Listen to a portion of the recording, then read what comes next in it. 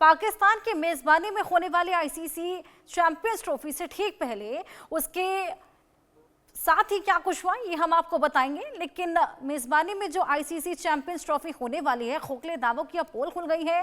Pakistani team south Africa और New Zealand के साथ त्रिकोणीय सीरीज खेल रही है, लेकिन टूर्नामेंट के पहले ही मैच में एक ऐसा दर्दनाक हादसा हो गया जिसके बाद खिलाड़ी सहम उठे हैं। पहला मैच पाकिस्तान और न्यूजीलैंड के बीच गद्दाफी क्रिकेट स्टेडियम में खेला गया, लेकिन इस मैच में कीवी टीम के रचिन रविंद्र पूरी तरह से चोटिल हो गए। जी हां, रविंद्र को ये चोट खराब फ्लड लाइट्स के कारण लगी, जिसकी वजह से वो कैच को सही तरीके से जज नहीं कर पाए और गेंद उनके आंख के बिल्कुल पास में आकर लगी। गेंद लगते ही खून की धार निकलने लगी और उनका चेहरा लहूलुहान हो गया। इसके बाद फौरन उन्हें मैदान से बाहर लेकर जाया गया। मैच में न्यूजीलैंड की टीम ने पाकिस्तान को हराकर दमदार शुरुआत की है, लेकिन चर्चा रचिन रविंद्र के सर पर आई गंभीर चोटों की है। साथ ही पाकिस्तान के स्टेडियम में फ्लड लाइट पर सवाल उठने लगे हैं। रचिन रविंद्र के सर में गेंद लगते ही पूरे स्टेडियम में सन्नाटा भी पसर गया था। मनोज जी आपके पास आएंगे। जिस तरीके से रचिन रविंद्र के सर पर चोट लगी है, ऐसे में फ्लड लाइट्स पर भी अब सवाल उठने लगे हैं। यानी कि ये तो बेसिक नेसेसिटी है ना खेलने के लिए, और यही नहीं होगी तो ऐसे तो चोटें लगती रहेंगी। ये बिल्कुल देखिए, यहाँ कुछ टेक्निकल इशू है क्योंकि जो ऊपर कैनोपी थी वो अब हटा दी गई है और जो पहले लाइट्स आती थी वो सीधी प्लेयर्स पर पड़ती थी, और अब जो एलईडी लाइट्स हैं उनके साथ एक विडंबना कहिए या एक परेशानी है। मुझे लगता है इसका अनुमान पूरी तरह से लगाना चाहिए कि आनन फानन में जब आप स्टेडियम तैयार करते हैं तो ये सारी दिक्कतें आ जाती हैं, आप उसका पूर्वानुमान नहीं लगा पाते।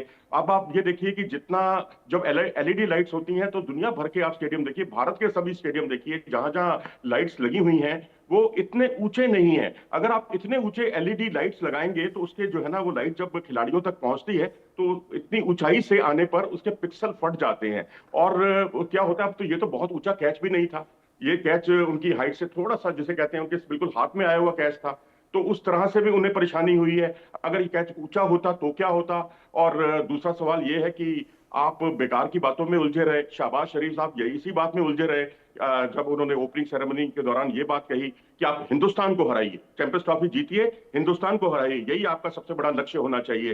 तो बड़ा शर्म आती है हमें कि आप अपनी सुविधाओं पर ध्यान नहीं दे रहे, आप किन बेकार की बातों में उलझे हुए हैं। आप अपनी टीम को चैंपियन बनाने के लिए कहें। आप देखिए, अटल बिहारी वाजपेयी साहब जब हमारे तत्कालीन जो प्रधानमंत्री थे, उन्होंने कहा था भारतीय टीम को पाकिस्तान रवाना करने के समय कि आप वहां मैच भी जीतिए और दिल भी जीतिए।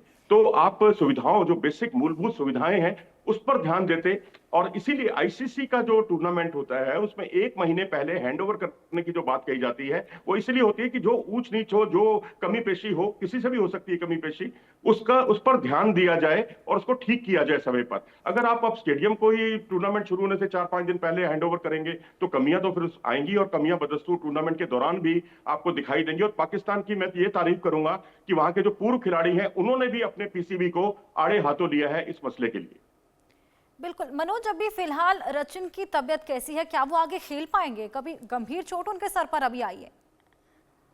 देखिए, अभी तक तो उनके बारे में बहुत ज्यादा अपडेट नहीं आया है। इतना ही आया है कि अभी वो जो उनकी आंख के ऊपर जो आईब्रोज हैं वहां पर जो है कट लगा है, उसमें खूनम खून हो गए थे वो। और हम तो ये चाहेंगे कि ईश्वर करे वो जल्दी से जल्दी फिट हों और खेलें अपनी टीम के लिए। लेकिन अब आप ये देखिए ना कि अब ये तो दूसरी टीम का खिलाड़ी था। अगर यही बाबर आजम होते, आपका प्रमुख खिलाड़ी होता, वो अगर ऊंचा कैच लपक रहा होता और उसका पूरे टूर्नामेंट से बाहर होने का खतरा पैदा हो जाता, तो इसका मतलब कि आप अपने पैर पर खुद कुल्हाड़ी मार रहे हैं।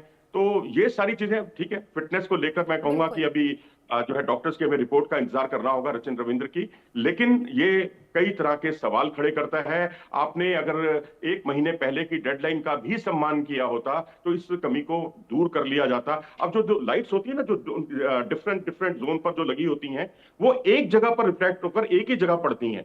ये नहीं होता कि एक लाइट इधर जा रही है, एक लाइट इधर जा रही है। जब वो एक जगह पर पड़ती हैं तो अगर ऐसा होता तो शायद वो उसके पिक्सल ना फटते और खिलाड़ियों को ऊंचे कैच लपकने में दिक्कत ना आती। अब क्योंकि टूर्नामेंट शुरू होने वाला है, 19 तारीख से पाकिस्तान अपना पहला मैच खेलेगा, 20 को भारत अपना पहला मैच खेलेगा बांग्लादेश से।